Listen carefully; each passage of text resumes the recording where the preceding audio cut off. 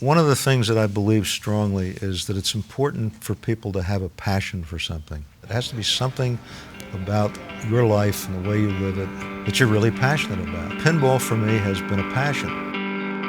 Every pull of the plunger is a different scenario. Have you ever played a pinball game where everything happened exactly the same? I mean, it just doesn't happen. It's because it's real. It's real metal on real wood. It kind of gets lost. This is a national treasure. We don't do something about it, it's just gone.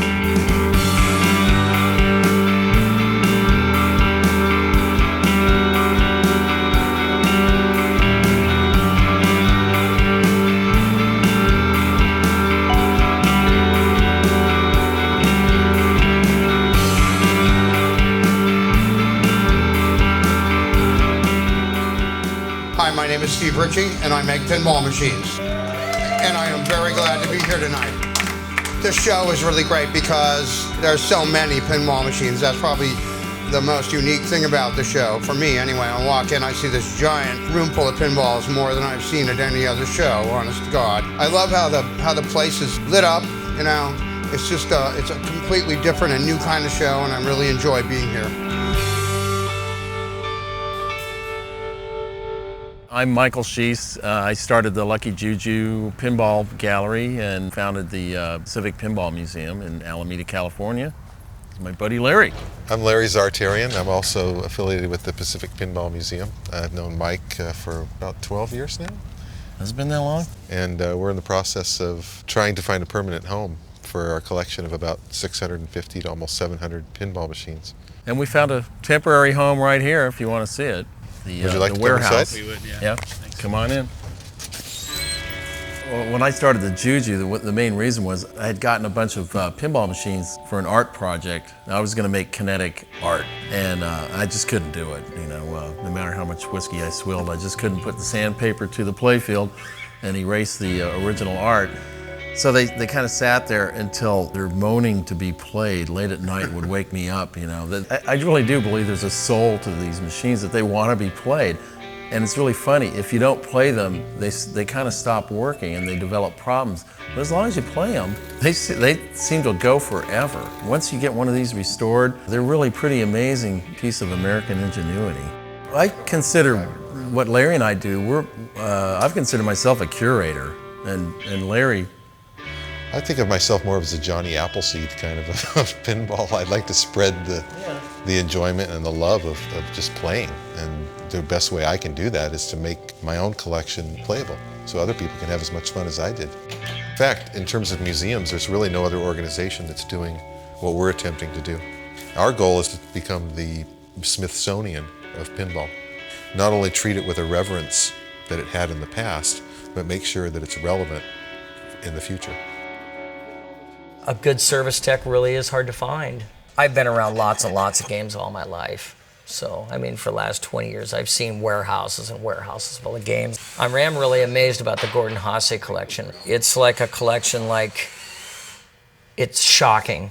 a lot of these machines that we're restoring are from his collection that he donated to the museum. Some of these haven't seen the light of day for, 25 years. He managed to collect every Gottlieb wood rail single player that Gottlieb ever made. From 1946 through 1961. It's truly a one-of-a-kind collection in the world.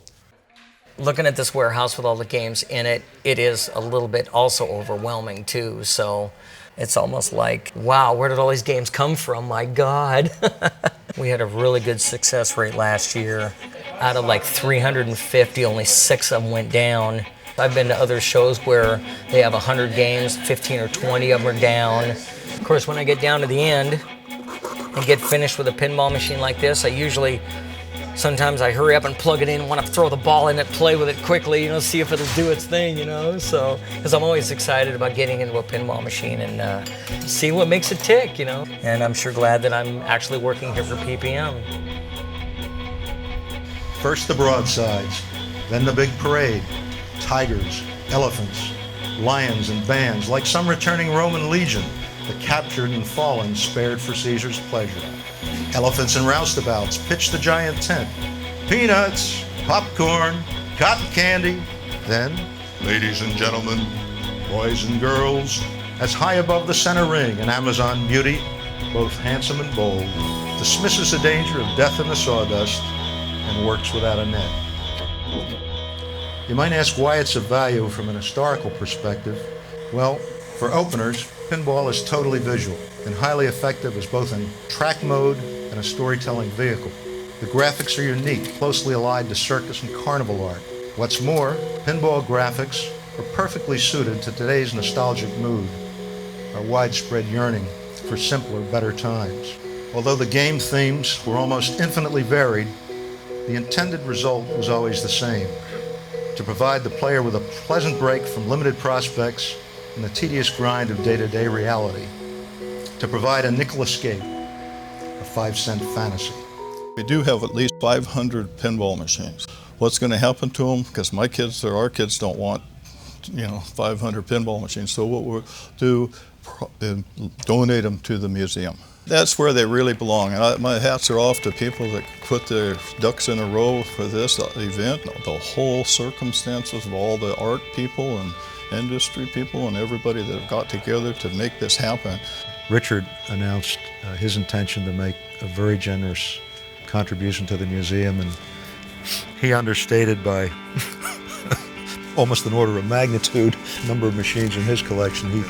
I suspect since his wife was in the room, but he allowed us how he owned about 500, and I think it's probably about 3 times that.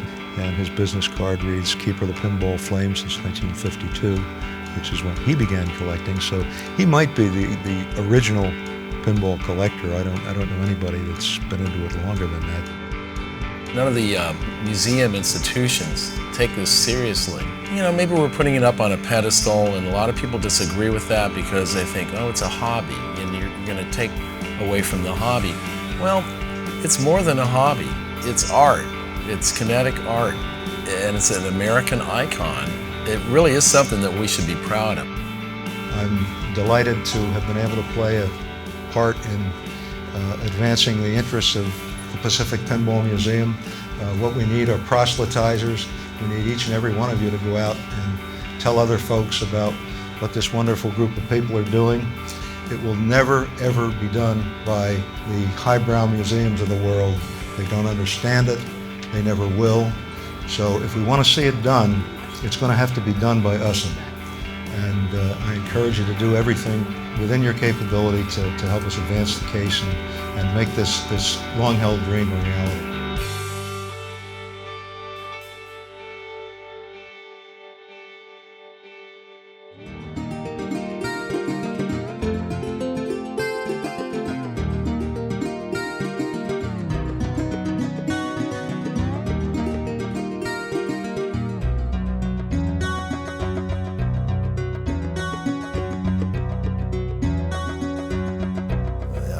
I'm no psychologist, but look, we got a clown here with a giant phallic-shaped nose, and all these women, going gaga over him.